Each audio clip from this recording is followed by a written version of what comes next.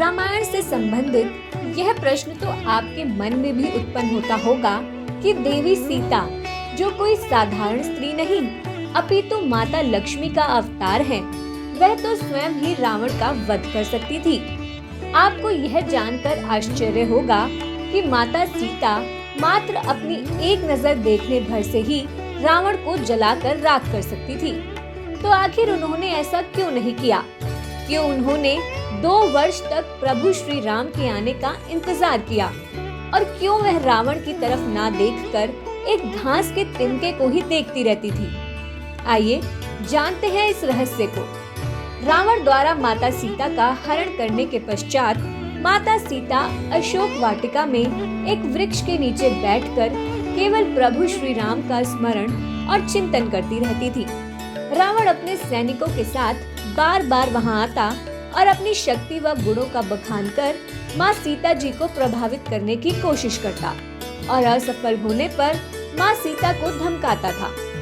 लेकिन माँ सीता मौन धारण किए चुपचाप बैठी रहती और घास के तिनके को देखती रहती। यहाँ तक कि रावण ने प्रभु श्री राम का रूप धारण कर माता सीता को भ्रमित करने की कोशिश की, लेकिन फिर भी सफल नहीं हुआ। तब रावण की पत्नी मंदोदरी ने रावण से पूछा कि हे स्वामी, आपने तो राम का रूप भी धारण किया था, फिर क्या हुआ? तब रावण ने उत्तर दिया, मंदोदरी, जब मैं राम स्वरूप में सीता के पास गया तो सीता के प्रति मेरी भावना ही बदल गई। वह मुझे माँ रूप में नजर आने लगी और सीता ने मुझे राम स्वरूप में देखकर भी कोई उत्तर नहीं दिया। वह लगातार उस घास के तिनके को ही देखती रही। इतना कहकर रावण पुनः सीता माँ के पास गया और बोला, मैं तुमसे सीधे सीधे संवाद करता हूँ, लेकिन तुम कैसी नारी हो कि मेरे आते ही घास का तिनका उठाकर उसे ही घूर घूर कर देखने लगती हो? क्या घास का तिनका तुम्हें राम से भी ज्यादा प्यारा है? रावण के इस प्रश्न को सुनकर माता सीता की आंखों से आंसू निकलने लगे।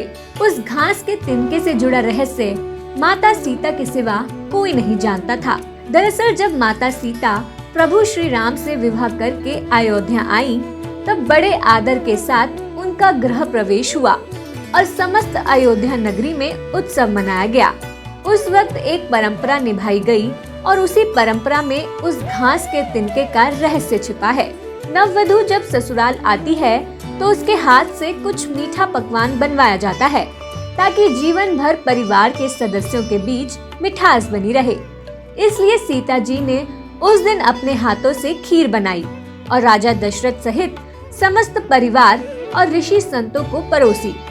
सीता जी ने जैसे ही खीर परोसना शुरू किया, जोर से एक हवा का झोंका आया और राजा दशरथ जी की खीर पर एक छोटा सा घास का तिनका आकर गिर गया। सीता जी ने उस तिनके को देख लिया, लेकिन अब वह सबके समक्ष उस तिनके को कैसे निकालती? तब सीता जी ने दूर से ही उस तिनके को घूर कर देखा और वह तिनका जलकर राख का एक छोटा सा बिंदु बनकर रह गया। लेकिन राजा दशरथ चुपचाप यह सब देख रहे थे। भोजन के पश्चात राजा दशरथ ने माता सीता को अपने कक्ष में बुलाया और सीता जी से बोले, मैंने आज भोजन के समय आपकी शक्ति को देख लिया था।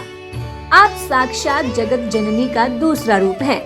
लेकिन मुझे एक वचन दीजिए कि जिस नजर से आज आपने उस तिनके को देखा, वैसी नजर से अपने शत्रु को भी मत देखना। इसलिए सीता जी के सामने जब भी रावण आता था तो माता सीता उस घास के तिनके को उठाकर राजा दशरथ को दिया हुआ वचन याद करती थी।